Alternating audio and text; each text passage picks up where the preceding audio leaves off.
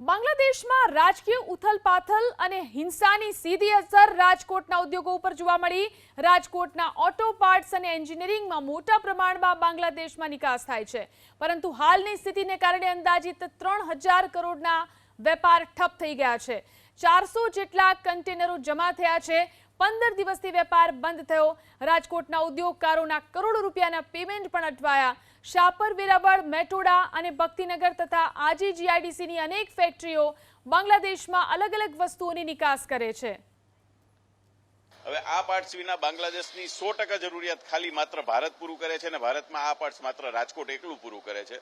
એટલે રાજકોટની અંદર બધા ઉદ્યોગો જે કાંઈ જ્વેલરી હશે, એન્જિનિયરિંગ ગુડ્સ હશે, હાર્ડવેર છે, ઓટોમોબાઈલ્સ છે, આ 100% માલ બાંગ્લાદેશ ભારત પાસેથી મગાવે છે અને આને હિસાબે રાજકોટને ખાસું એવું નુકસાન થશે।